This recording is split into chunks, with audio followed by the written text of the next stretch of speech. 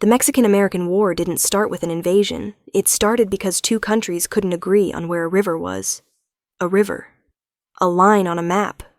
That's all it took to redraw half the continent. Why did the United States call it destiny? Why did Mexico call it theft? And how did a tiny rebellion in Texas explode into a war that created the modern borders we see today? The story shouldn't have gone this way, but it did, and it only gets stranger from here. Welcome to the still hour where wars become stories, and where history regularly asks, why are humans like this? The year is 1821, and after 11 exhausting years of revolt ambushes and civil war, the guns have finally gone quiet. Spain's grip on its richest colony has broken, and out of the smoke rises the brand new Mexican Empire. But let's be clear, freedom doesn't enter Mexico like a heroic rider galloping triumphantly into the capital. It enters like a tired uncle who's run a marathon he didn't train for. On the map, Mexico looks magnificent from the steaming jungles of Chiapas, to the icy Rockies from the Pacific, to the Caribbean. 4.5 million square kilometers larger than every European empire except Russia. But beneath that impressive map is a very different reality. The revolution has left cities in ruins, the treasury empty, and the countryside crawling with bandits and unpaid soldiers. The leaders of independence, Hidalgo, Morelos, Iturbide, were brilliant at fighting Spain, but not exactly experts at building a functioning country. When Spain left, it didn't bother leaving behind a How to Run Mexico instruction manual. Mexico gained independence without unity and liberty without structure. Foreign powers watched the chaos like spectators at a theater. Spanish garrisons in Havana fantasized about coming back British, and French bankers polished their loan contracts, and the young United States looked south with a mix of admiration and opportunity. Mexico. After independence, a government held together by argument. In Mexico City, the new government was held together by compromise, wishful thinking, and pure chaos. Monarchists wanted a king, Republicans wanted elections. Generals wanted power. Nobody wanted to agree with anyone else. Within 1 year, Mexico went from empire, republic, like someone switching outfits too quickly. Every new president promised salvation. Every coup left the people poorer. And for the rural, poor indigenous communities and peasants who had fought believing freedom would help them, nothing changed. Haciendas still owned the land. The church still owned half the real estate. And the army ate whatever money the treasury still had left. Hunger and revolts became the soundtrack of the young republic. Yet hope flickered, poets wrote about, rebirth newspapers begged for education. Reformers dreamed of a constitutional Mexico that might someday rival the United States. But history had other plans. And history can be a sarcastic creature. For all its size and spirit, Mexico walked on cracked ground. Corruption, instability, and debt would soon open the door to foreign ambition and future invasion.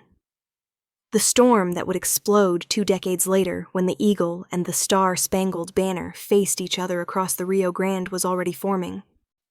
Mexico's first empire. A kingdom with a 1-year warranty.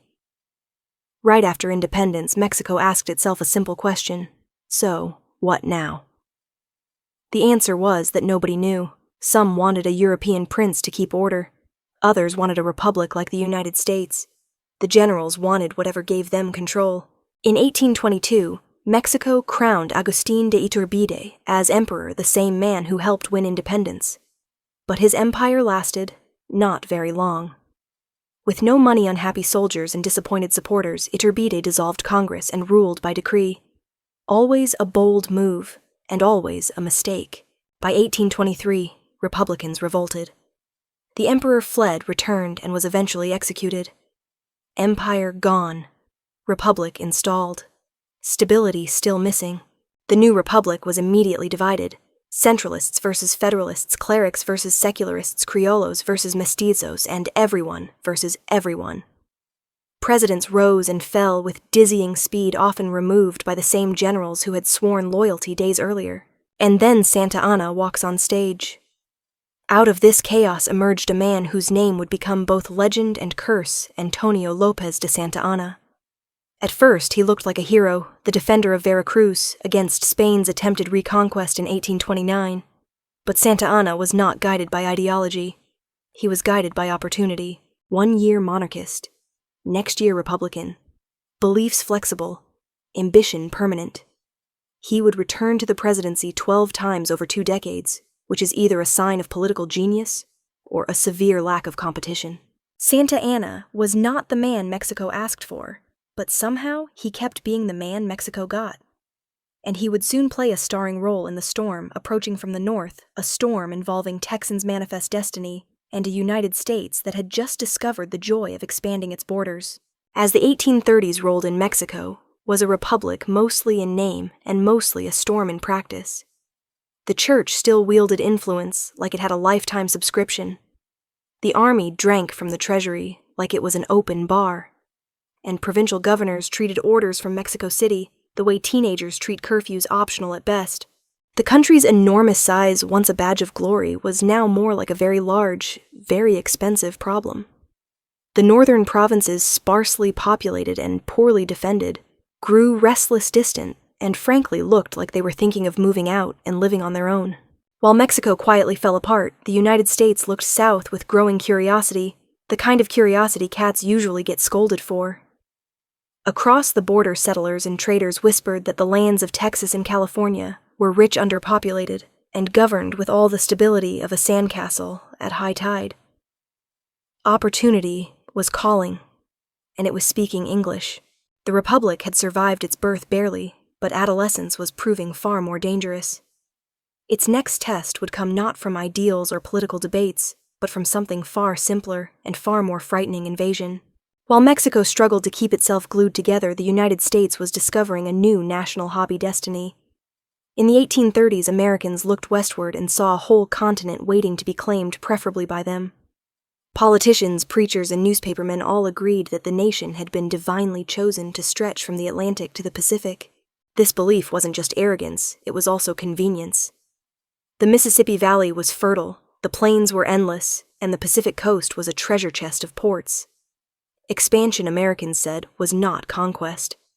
Its progress, they insisted loudly, repeatedly, and with impressive confidence.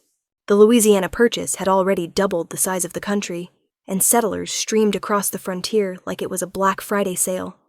They cleared forests, built towns, and pushed deep into lands that had been home to Native American nations for centuries. In Washington, speeches and Boston sermons, expansion was painted as destiny. But to the people standing in its path, it looked suspiciously like eviction dressed in patriotic clothing. The contrast between the two republics, one rising, one stumbling, could not have been sharper. The United States was growing into industrial strength, boasting a functioning constitution and a booming economy. Mexico, despite its vast resources, was exhausted by endless political drama. Governments changed faster than printers could update the maps. To expansion-minded Americans, Mexico's northern territories looked empty, underdeveloped, and tragically under-American. To the people who actually lived there, Tejanos, indigenous tribes, and settlers, they were simply home. But in the halls of Washington, these lands were already being discussed as the next steps in the country's inevitable march westward. By the late 1830s, American exceptionalism mixed with territorial appetite like a potent national cocktail. Writers called it the Empire of Liberty. Politicians called it Providence. And by 1840, newspapers confidently predicted that the flag would one day fly from ocean to ocean, no matter how many people currently lived between those oceans. But destiny, as always, demanded someone else pay the bill. And soon the United States would turn its gaze toward the divided, disorganized nation to the south, a country born of revolution, now wobbling on the edge of another. In that moment, the fate of two nations began to harden, one rising, one unraveling, both on a collision course written long before the first shot was fired. Far from the polished halls of Mexico City, where politicians argued, schemed, and occasionally worked, lay the wild, windswept plains of Texas. Back then it was tedious because even the map-makers weren't entirely sure what they were looking at. Once, a lonely outpost of New Spain, Texas, was sparsely populated, dotted with missions, ranches, and settlements that looked less like towns and more like polite suggestions. To Mexico's government, Texas was valuable for its land, and inconvenient for absolutely everything else. Few Mexicans volunteered to live there. The frontier was so remote that even the bandits considered it too much commute. So in the 1820s, Mexican leaders made a bold decision, the kind of decision future historians describe using phrases like fateful mistake. They invited settlers, mostly Anglo-Americans, to come colonize the land. All Mexico asked in return was, become Mexican citizens, convert to Catholicism, follow Mexican law, a simple 3-step plan. What could possibly go wrong? At first, things actually went great. Families arrived in big wagons, planted farms, built towns, and turned the wilderness into a booming cotton and cattle zone. Mexico looked at Texas and thought, wow, that worked a little too well. Then loyalty became flexible. The settlers brought with them the culture of the American South, including slavery, which clashed loudly with Mexico's laws, and even louder with its patience. Realizing the house party had gotten out of hand, the Mexican government tried to shut the door with a ban on further American immigration. But by then, Texas was already speaking more English than Spanish, and a growing number of settlers no longer saw themselves as Mexicans at all, but as Proto-Texans, destined somehow to be separate. Then came 1835. Enter Santa Anna, who abolished the federal constitution and ruled with the political equivalent of a sledgehammer. Revolts erupted across the country, and in Texas, they didn't just revolt. They declared independence and gave themselves a brand new name, Texians, because apparently spelling was also optional in the Revolution. The battle cries began echoing through the plains. At the Alamo, fewer than 200 rebels held off Santa Anna's army for 13 days, a shocking amount of time, considering the fortress was smaller than most supermarket parking lots. When the garrison fell, every defender died instantly, transforming the battle into legend. Remember, the Alamo became less a slogan and more a statewide personality trait. Weeks later at San Jacinto, Sam Houston caught Santa Anna's army napping literally and defeated them in a battle that lasted about 18 minutes, proving that sometimes timing matters more than troop numbers. Santa Anna was captured while attempting a disguise so unconvincing that even his own soldiers nearly arrested him earlier. To save his neck, he signed a treaty recognizing Texas independence. To save their pride, the Mexican government refused to ratify it. And so the Republic of Texas was born, a country that existed, but only if you squinted. Free in practice, disputed in theory, and inconvenient for everyone. Mexico insisted Texas was still theirs. The United States debated whether to adopt it like a stray dog that might bite the neighbors. Texas, meanwhile, stood alone, a fragile buffer between two nations, pretending not to glare at each other across the river. But the moment Texas declared independence, a fracture opened. Small at first, inevitable in hindsight. A wound that would soon split the continent wide open.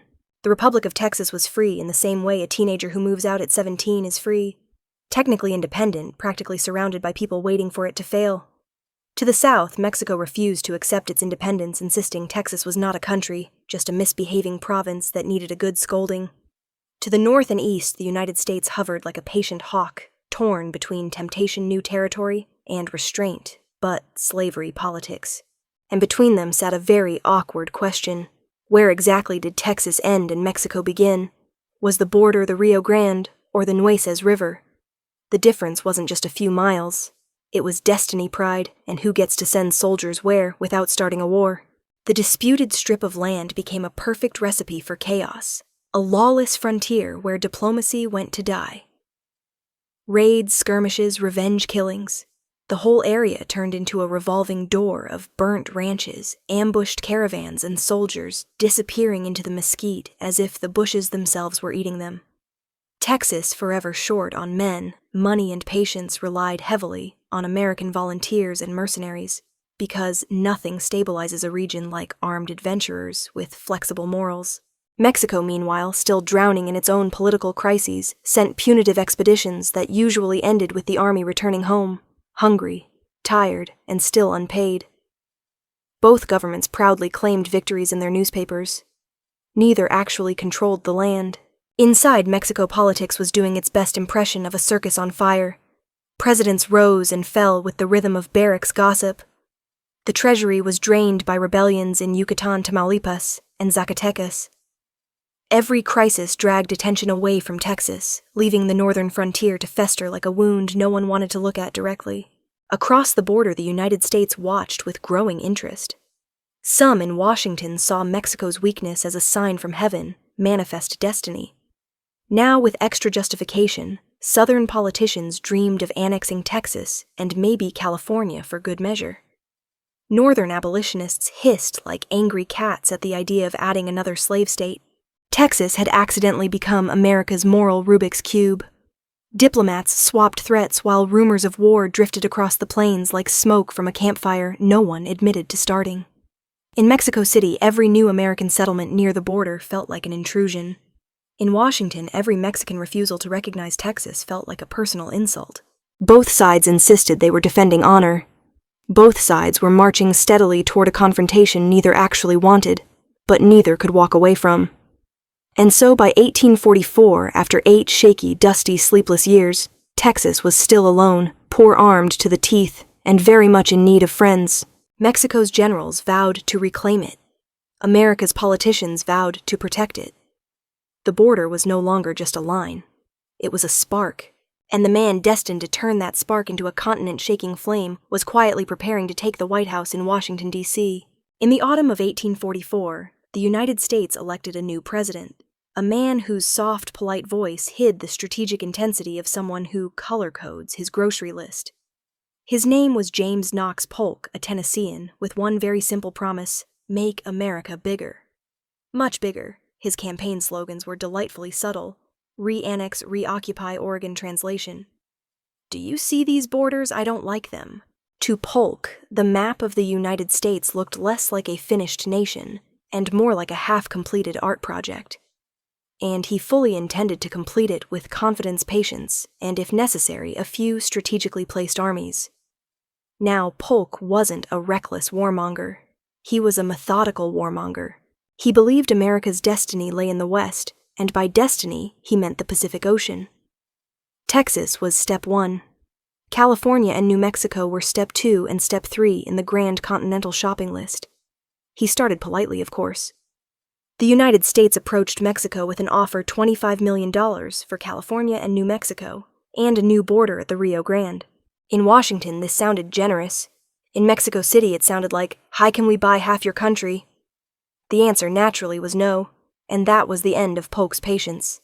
In 1845, the U.S. annexed Texas anyway, proudly making it the 28th state. Washington celebrated. Fireworks, parades, destiny achieved. Mexico, meanwhile, looked north and said, "Ah, so, this is how it's going to be." Diplomatic relations collapsed instantly. Mexico declared that if any American soldier stepped beyond the Nueces River, it would mean war. Polk heard this and responded by sending General Zachary Taylor and 3,500 troops directly into the disputed zone. The soldiers built Fort Texas, planted the stars and stripes, and stared at Mexico like they were daring it to blink. The borderland tensed like a drawn bow. Mexican cavalry watched from the brush. American sentries glared across the river. Every hoofbeat sounded like a countdown.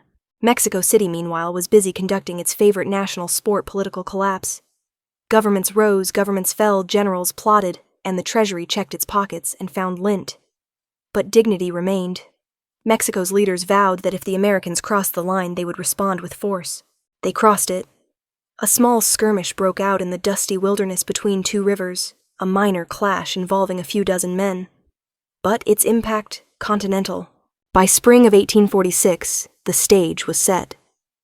Two nations stood face to face, one confident that destiny was on its side, the other ready to defend its honor, or at least whatever parts of it hadn't already been invaded. Neither knew that within 2 years one would double its size, and the other would lose nearly half its land. The spark arrived quietly, the kind that history loves, the kind no one notices, until it detonates in the dry spring heat of April 1846. The place a scrubby, sunburnt patch of nothingness between the Nueces River and the Rio Grande. A landscape so empty you could lose a cow in it and never find the cow again, or the finder. And yet, somehow, this stretch of dirt would decide the fate of two nations. General Zachary Taylor, a man famous for his calm temper and ability to stare danger in the face while chewing, marched his men straight into the disputed zone. His orders were simple: defend Texas, but don't provoke Mexico. Which was awkward, because marching thousands of soldiers into land Mexico considered its own was, technically speaking, provoking Mexico. Across the river, Mexican patrols shadowed the Americans like irritated neighbors watching someone park halfway across their driveway. Each side claimed the territory as their own. Both were right. Both were wrong. Both were very sure about it. Then came April 25th.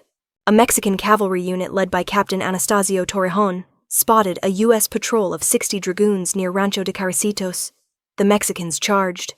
In minutes, the quiet prairie erupted in gunfire dust clouds and the kind of chaos that usually follows when two nations accidentally bump into each other with loaded weapons. When the smoke cleared, 11 Americans lay dead, the rest captured or galloping away into the brush.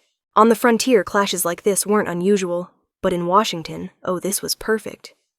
To President Polk, the report might as well have arrived wrapped in a bow and addressed to James K. Polk, from Destiny. He rushed to Congress with the dramatic flair of a man stepping onto a stage. Mexico has passed the boundary of the United States, has invaded our territory, and shed American blood upon American soil. A masterclass in political theater. Newspapers reprinted the phrase like it was scripture. Taverns shouted it like it was a drinking song. Within days, the debate evaporated. On May 13, 1846, Congress declared war. Meanwhile, in Mexico City, the reaction was less coordinated. Confusion, anger, panic. No official declaration, no grand speeches, just the sinking realization that war had arrived at the worst possible moment. The army was disorganized. The treasury was gasping for air. But pride, was alive and well. Mexico would not bow without a fight. And so 2 young republics, both born of revolution liberty, and very different interpretations of fairness, squared off as enemies. The United States saw the war as destiny. Mexico saw it as survival. The soldiers on both sides would soon learn the truth.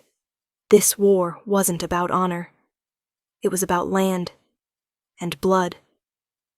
As General Taylor's men dug in along the Rio Grande, the desert fell silent again.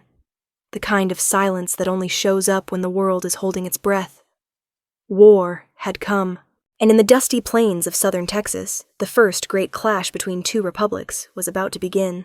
General Zachary Taylor, known for his calm temper, practical mind, and complete refusal to be impressed by anything commanded, about 3,500 U.S. soldiers entrenched near Fort Texas, a wooden outpost perched on the north bank of the Rio Grande. Across the river waited nearly 6,000 Mexican troops under General Mariano Arista, a man who had the advantage in numbers and the disadvantage of facing Taylor's artillery. Taylor wasn't worried. His troops were frontier veterans men who could march for days, fight for hours, and complain for weeks afterward. The first major clash arrived on May 8, 1846, at a dry, shimmering expanse called Palo Alto. Heat waves danced across the field. Mexican cavalry surged forward in dramatic waves, banners flying, sabers flashing, looking every bit like a painting of glorious war. Unfortunately for them, Taylor had brought cannons. Modern, mobile, very loud cannons. His artillery spoke first, and with great enthusiasm. Round after round ripped through the cavalry lines, scattering horses' men, and whatever plans Arista had made that morning. For 5 hours, the 2 armies blasted away at each other across the burning grasslands, turning the prairie into a smoke-filled arena. When the air finally cleared, the Mexican forces withdrew in disorder, leaving the field and a great deal of wreckage behind them. Taylor, being Taylor, didn't sit around celebrating. The next day he marched straight into the second battle at a dry riverbed called Resaca de la Palma. Picture dense brush twisting paths and just enough visibility for both armies to scare themselves. As American troops advanced, musket fire erupted from the undergrowth. Chaos followed instantly, trees, dust, shouting, bayonets glinting everywhere. Taylor's men fought hand-to-hand, pushing through the thickets and driving Arista's soldiers from their positions. By evening, the Mexican army was in full retreat across the Rio Grande. The road into Mexico now lay wide open, and Taylor, dusty, unbothered, and probably chewing on something, had won 2 battles in 2 days. The victories electrified Washington. Newspapers declared Taylor a national hero and crowned him with a nickname that sounded like it belonged to a frontier tavern mascot, Old Rough and Ready. Politicians cheered, crowds celebrated, and in the back of everyone's mind hovered the awkward question, had the United States provoked the war it claimed to be bravely fighting? In Mexico, the mood was far less festive. The defeats shook the nation. Soldiers mutinied, generals blamed each other, and the government teetered like a chair missing two legs. Yet Mexico refused to surrender. National pride burned hotter than the plains of Palo Alto. What the country needed now was a leader, a symbol, a hero, or at least someone dramatic. Enter Antonio Lopez de Santa Anna from exile in Havana. Santa Anna had been president, dictator, exile, hero, villain, patriot, and traitor, sometimes all before lunch. Now, sensing that history was offering him yet another comeback tour, he prepared to return. The war was only beginning, and its most unpredictable player was ready to step back onto the stage exactly where he believed he belonged.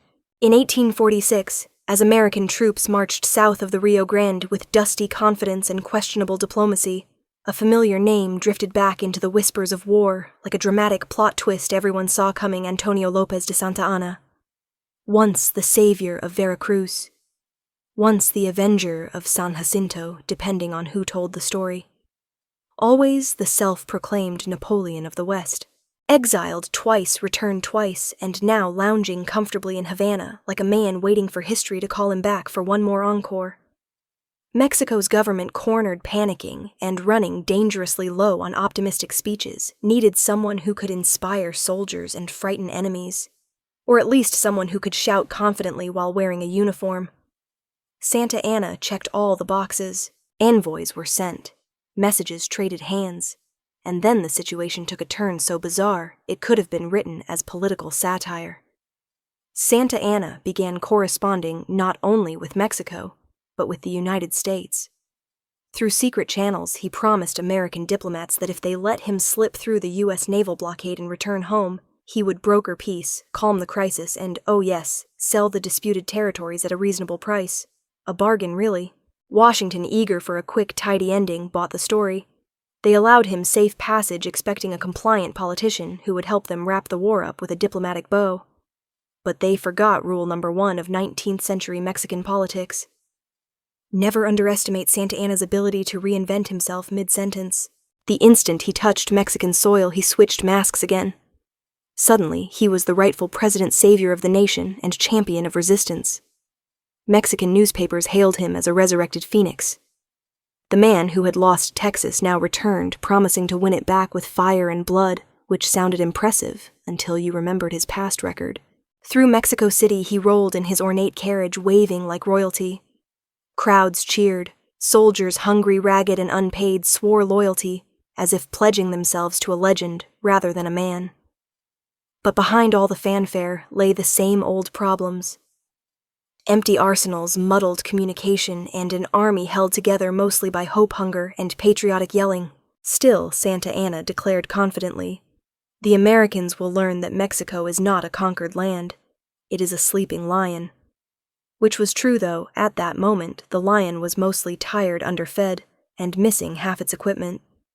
He set to work raising an army, pulling recruits from every province he could reach. By early 1847, he had scraped together roughly 20,000 soldiers, the largest Mexican force in years. A remarkable achievement considering most recruits arrived barefoot and carrying whatever weapon they could convince their cousins to lend them. Across the northern desert, General Zachary Taylor waited.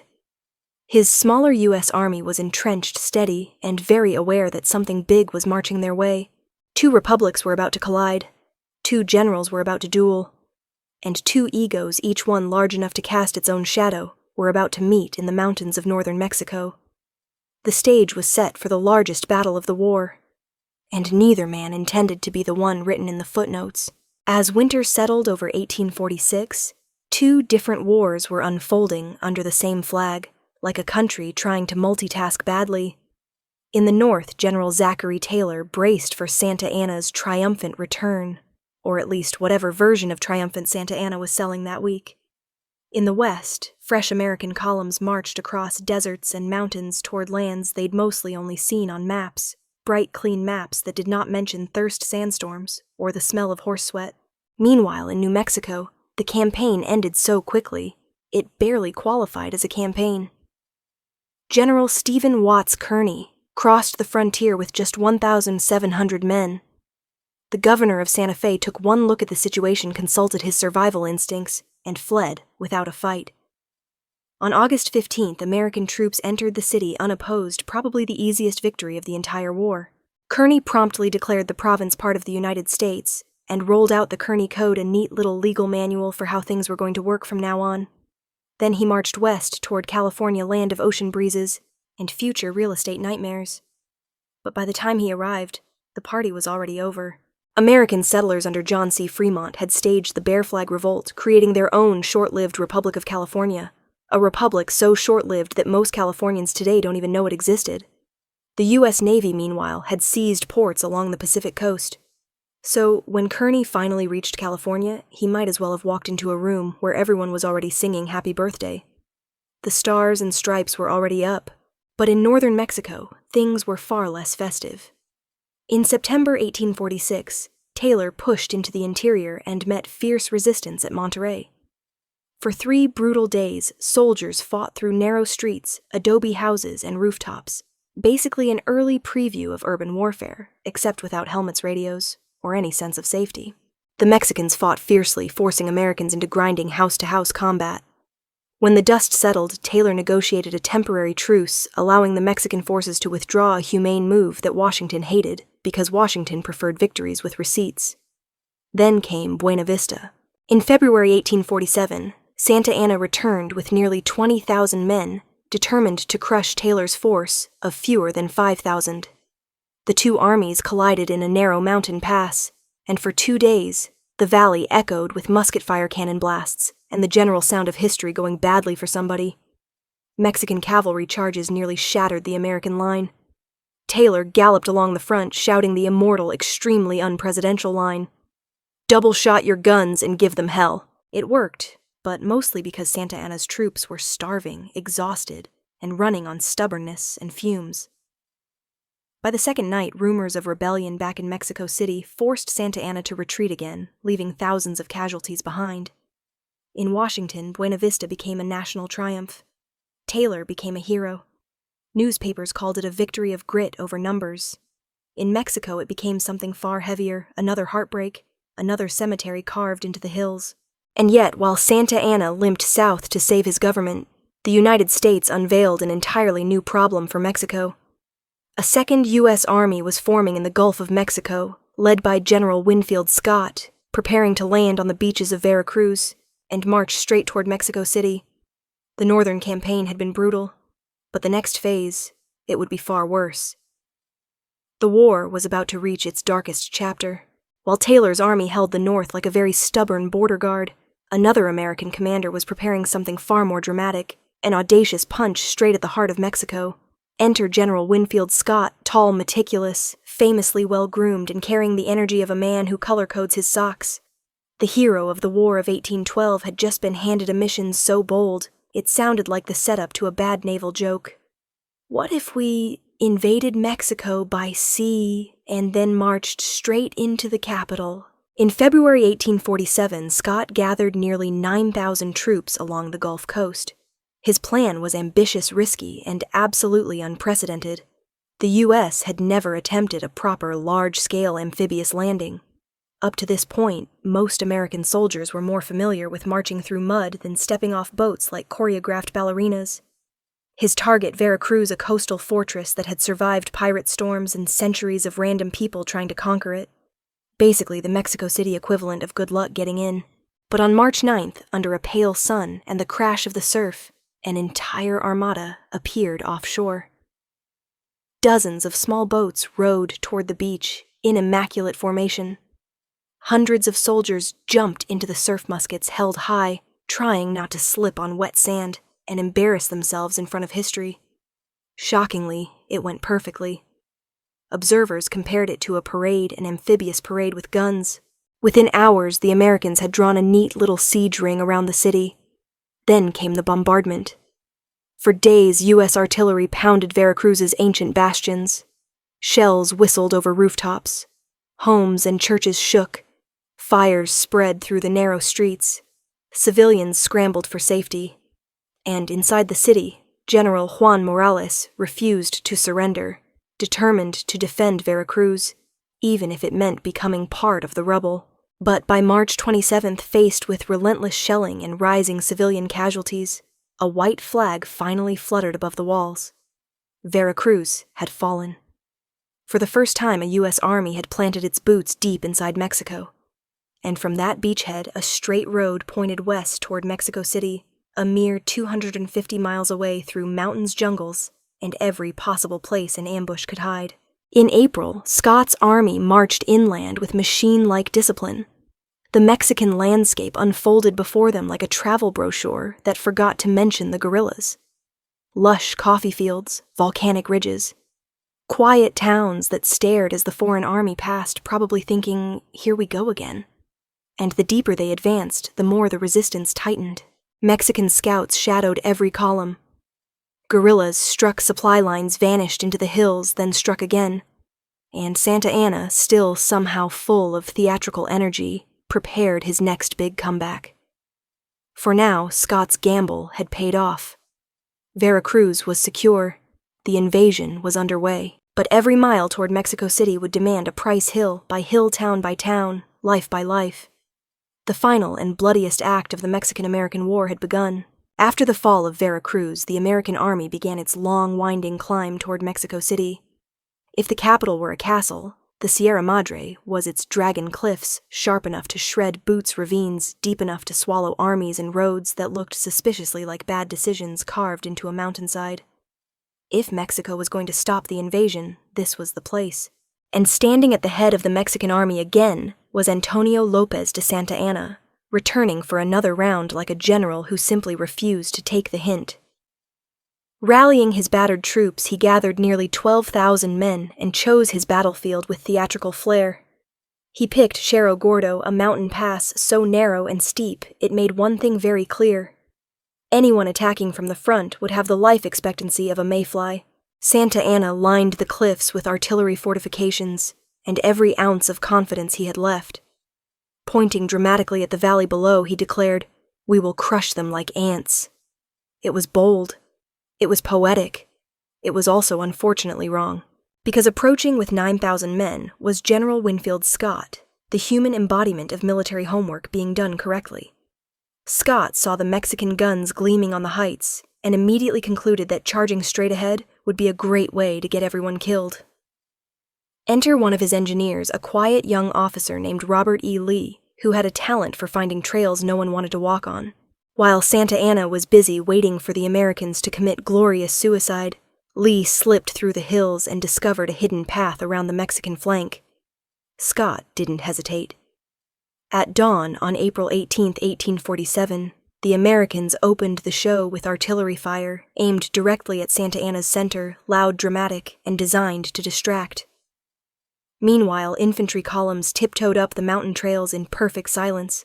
Then, all at once, cannons thundered from behind Santa Anna's line. Mexican soldiers turned in confusion. Front, rear, why were the Americans everywhere? Panic spread like wildfire. Ranks broke. Men tumbled down slopes, vanished into ravines, or simply ran. Santa Anna narrowly escaped, and in the chaos he lost two things: his carriage, his artificial leg, which the Americans proudly captured and later displayed like a bizarre war trophy. By midday, the Mexican army was shattered. Hundreds lay dead or wounded. Thousands surrendered. And the once fearsome pass of Cerro Gordo now belonged to the invaders. The road to Mexico City was wide open. Scott's men pressed through the mountains, entering towns where civilians watched them with a mixture of awe, fear, and "we really hope you leave soon." After years of war, people were too exhausted to cheer or resist. Santa Anna's myth of invincibility, the one he polished and wore like a fancy military medal, finally shattered at Cerro Gordo. But his defeat didn't bring Mexico peace. If anything, it only cleared the path for the Americans to march straight toward the gates of the capital. And every mile they advanced carved deeper wounds into the nation's soul. The road from Cerro Gordo to Mexico City twisted through a landscape that looked like it had been painted by a romantic poet on one side, and burned by an angry god on the other. Lush valleys, volcanic peaks, air so thin you could lose a thought halfway through a sentence. The Americans were now marching straight into the heart of a civilization, older, grander, and frankly more architecturally impressive than anything back home. General Winfield Scott advanced with the enthusiasm of a man assembling IKEA furniture, slow, methodical, and with absolutely no intention of going back a step.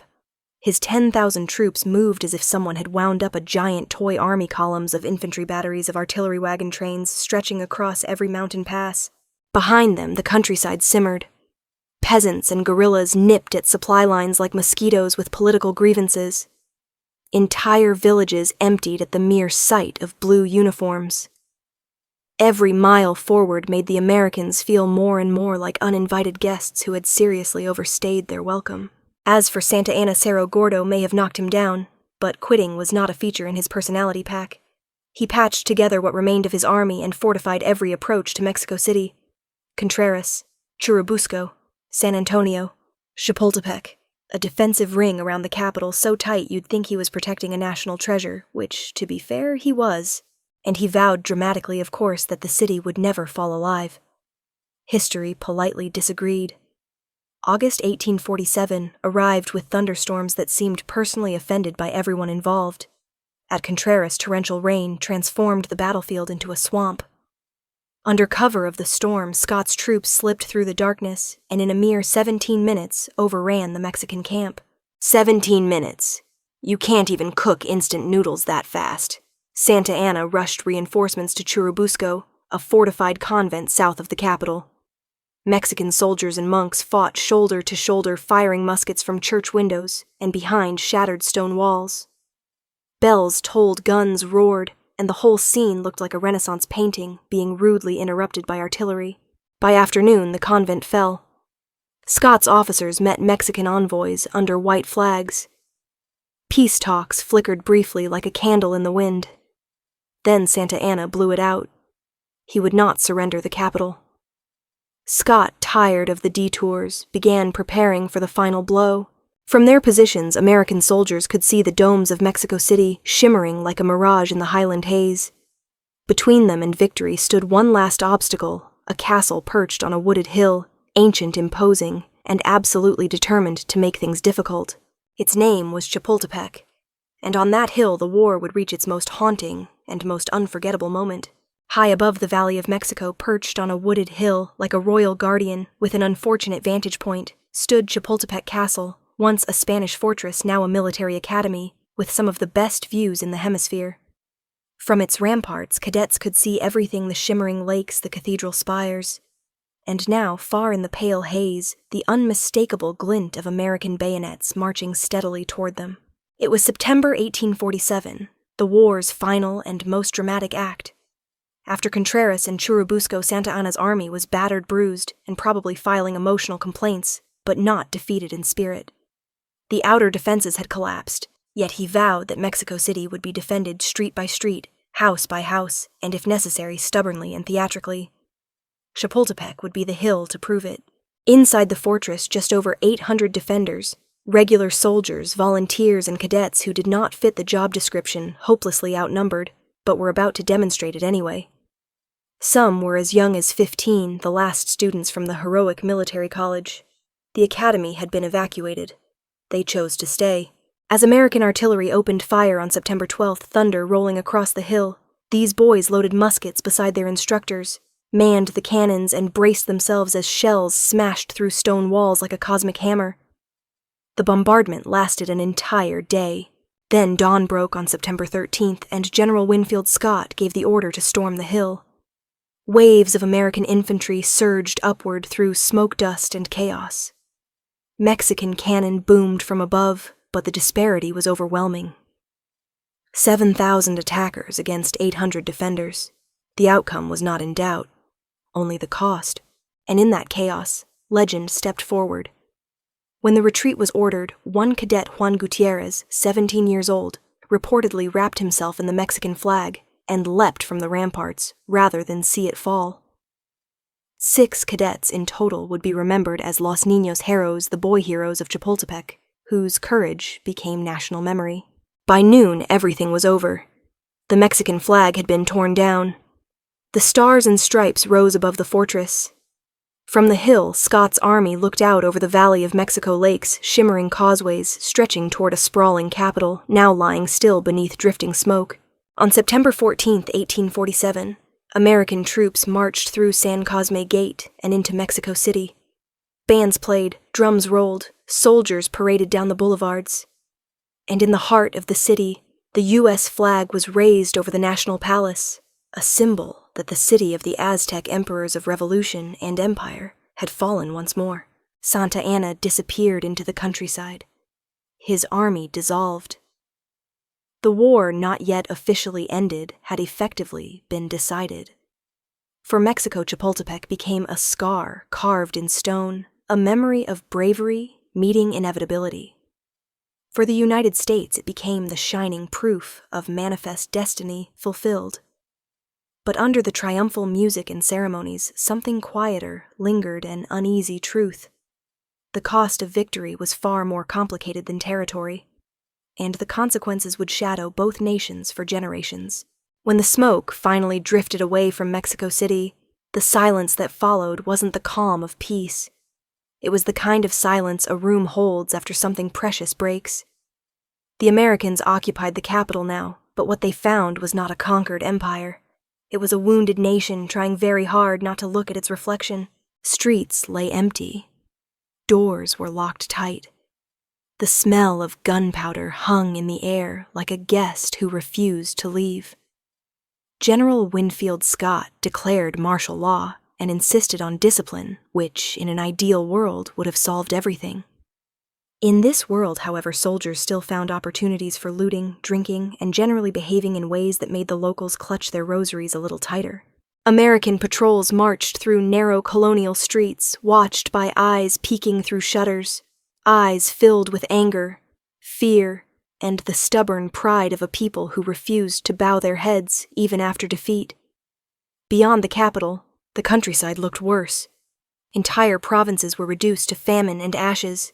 Armies, both Mexican and American, had eaten everything edible, taken every animal with legs, and left villages looking like forgotten film sets. The roads were empty, except for guerrilla fighters who attacked American convoys, disappeared into the hills, and reappeared somewhere inconvenient 10 minutes later. Americans called them bandits. Mexicans called them heroes. Both were probably right. Meanwhile, Santa Anna, yes, that Santa Anna had left the stage again. Once the savior of Mexico, then its downfall, then its comeback kid, then, whatever this chapter was supposed to be. Now disgraced yet again, he slipped into obscurity, leaving behind an army that no longer existed, and a legend held together mostly by dramatic speeches. Local militias tried to resist, but it was resistance in the tragic sense starving men with old muskets facing a well-supplied foreign army. Mexico had no strength left to continue the war, and yet, curiously, it also had no intention of surrendering its dignity. Across the border, however, the United States was having a parade. Newspapers proclaimed the March of Liberty, and citizens toasted to civilization, triumphing over chaos, clearly very pleased with themselves. But among the cheers, a few quieter voices whispered doubts. One young officer, a certain Ulysses S. Grant, who would later become slightly famous, wrote that the war was one of the most unjust ever waged by a stronger against a weaker nation. Even he who had fought at Monterrey and Chapultepec could already feel the moral hangover settling in. President James K. Polk, meanwhile, had gotten everything on his expansionist wish list. Texas secured, California and New Mexico. Within grabbing distance, Mexico humbled. But as stories of occupation abuses made their way home, even some of Polk's supporters began clearing their throats uncomfortably. Every acre gained seemed to cast a longer shadow. For Mexico, the war was devastation beyond simple geography. It wasn't just the land lost. It was the shattering of national confidence, the humiliation of a republic that had fought for independence only to be conquered again under its own flag.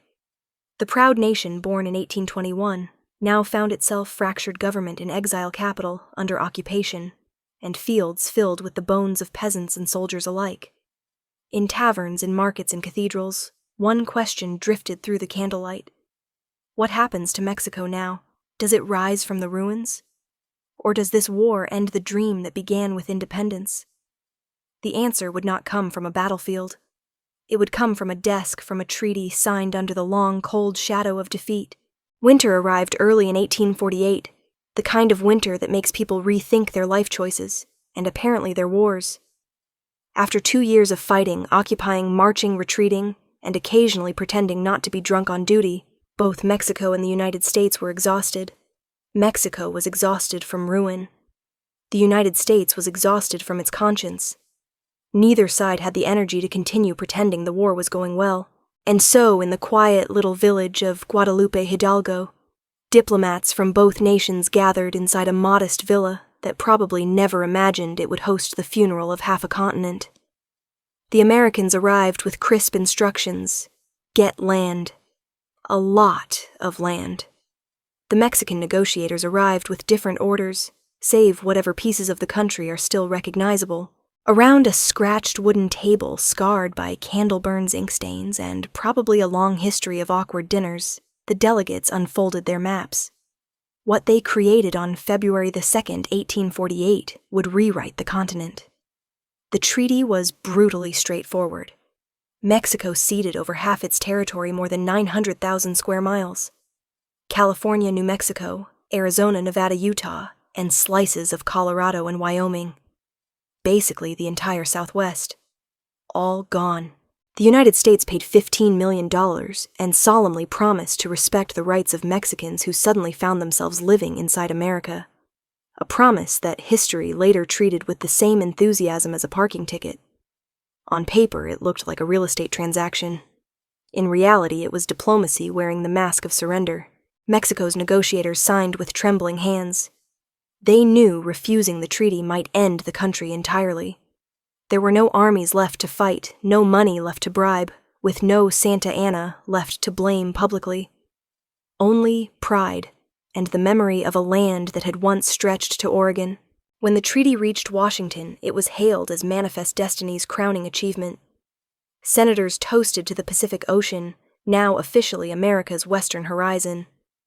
Newspapers published giant maps with the ecstatic energy of a child showing off a coloring book. The United States had become a continental power, but not everyone found the moment inspiring. A small but loud group of congressmen, a mix of abolitionists, idealists, and people who generally disliked Polk, condemned the treaty as the spoils of an unjust war. They warned the new territory would ignite political fires that could burn the nation from within. History, being the dramatic creature it is, proved them entirely correct. In Mexico, news of the treaty traveled like a funeral procession. Cities hung black banners. Priests thundered from their pulpits. Veterans wept openly in public squares. The deserts, rivers, mountains gone. Towns that had lived under the Mexican flag for generations were now just ink on someone else's map. And yet, buried within the despair, there was a tiny ember of relief. By signing the treaty, Mexico survived. Bruised, humiliated, and half the size, yes, but still sovereign. Its flag still flew above the ruins. A small mercy, perhaps, but a nation needs even the smallest mercy to keep breathing. Both nations left Guadalupe Hidalgo transformed. When the diplomats finally packed their papers and left the villa, the winter wind swept through the empty streets, rattling shutters and whispering the truth: the war was over. But the consequences had only just begun. The ink on the Treaty of Guadalupe Hidalgo had barely dried, still smelling faintly of candle wax and diplomatic regret before the continent began to shift under its weight. The war was over technically, but its ghosts clearly had no intention of respecting the peace terms. For the United States, the victory looked like a love letter from heaven. A republic that had once hugged the Atlantic coast, now stretched from ocean to ocean like a teenager who had finally hit a growth spurt. Politicians proclaimed that Manifest Destiny had been fulfilled, that God himself had signed the land deed. Expansion was no longer ambition, it was a moral duty, apparently. But destiny always sends a bill. In Congress, celebration dissolved into shouting matches. The new territories, California, New Mexico, Utah, reopened an old, very inconvenient question. Would slavery expand with the flag? The cannons that had thundered in Monterey and Chapultepec were now replaced by fiery speeches about morality economics and states' rights, the kind of debate that makes you wish cannons were still an option. The Mexican-American War gave the United States land, glory ports, mountains, and gold, and also the fuse that would eventually ignite the American Civil War. A continental empire had been won, and the countdown began. Meanwhile, in the new lands, the future arrived on horseback and then sprinted ahead. California's hills glimmered with whispers of gold, and in 1849, half the planet seemed to pack their bags and head west. San Francisco metamorphosed from lonely dunes to a booming city faster than you can say inflation. But for the indigenous peoples who had lived there for centuries, manifest destiny felt less like destiny, and more like eviction notices written in gunpowder. South of the new border, Mexico stirred from its national nightmare. The empire of deserts and mountains was gone, but what remained was something raw and deeply human. A new kind of patriotism forged not in triumph, but in loss. Humiliation had burned away illusions. What survived was identity. Intellectuals, soldiers, poets all spoke of rebuilding not through conquest, but through resilience. Mexico's treasury was empty. Its army discredited its church and state, constantly fighting like an old married couple who know all the buttons to press. Coups returned on schedule, Santa Anna returned off schedule again, and the 19th century marched on with its usual chaos. But through it all, Mexico endured. It had lost half its territory, but not its soul, and that mattered more. In the United States, veterans returned home carrying stories medals and unintentionally training for the next great conflict. Among them were names destined to paint future history books with blue and gray Grant, Lee, McClellan, Sherman. They had learned to fight under the Mexican sun, and would later use those lessons to fight each other. The Mexican-American War forged not just borders, but destinies and disasters. By the time the ink dried, the shadow of manifest destiny stretched across the continent like a long, dark warning. For the United States, it was the beginning of empire. For Mexico, the beginning of self-understanding. One nation gained half a continent. The other gained the resolve never again to lose its soul. When the cannons finally stopped shouting and the diplomats finished arguing over commas, the land did what land always does, absolutely nothing. The deserts of Sonora still glowed under the same unforgiving sun. The Rio Grande still curled its way between two nations like a lazy snake. The only thing that changed was whose flag flapped in the wind, and even those looked tired after so much drama. The Mexican-American War had lasted barely 2 years, the historical equivalent of a coffee break. Yet in that short time it rearranged the map, rattled 2 republics, and rewired the destiny of a continent. For the United States, it was a dazzling triumph of ambition and empire acquired under the cheerful slogan of liberty. For Mexico, it was a wound carved wide and deep, the kind of wound that doesn't heal so much as become part of the story you tell your grandchildren. The new border that emerged was not a line. It was a scar. From El Paso to the Pacific, it sliced towns, families, and entire histories clean in half. On one side stood a nation that believed destiny had finally returned its calls. On the other stood a nation beginning the long, stubborn fight to reclaim dignity. But history being history refuses to stay neatly divided. Trade crossed that border even faster than soldiers once had. Cultures blended in tortillas, guitars, and borrowed words. Faith, heartbreak, and hope flowed back and forth with remarkable efficiency. The war that had split them had, through some cosmic irony, stitched Mexico and the United States together more tightly than either side expected. Mexico's road forward would be rough reform revolution, and more coups than anyone cares to count. Its poets mourned the lost lands, its politicians blamed each other, and Santa Anna kept returning like a dramatic telenovela character. But through it all, the people endured. They had survived conquest, civil war, and humiliation.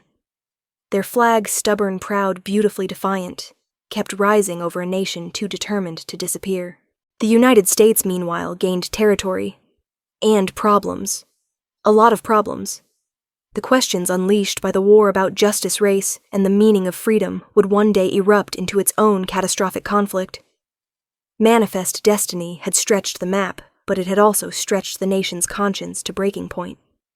The contradictions born in Mexico would eventually march the Union straight into the Civil War. Today, if you wander the borderlands, the ghosts of 1846 still linger quietly. On the same hills and riverbanks where cavalry once clashed, you'll find highways and border towns: Matamoros, Laredo, Monterrey, San Diego, El Paso. Their names whisper the story: two nations, two destinies bound together by geography, history, memory, and the occasional argument over who makes the better tacos. And so, our story ends where it began, not with victory or defeat, but with the land itself, silent, patient, eternal, waiting for the next chapter in the long, tangled, unforgettable history of the Americas.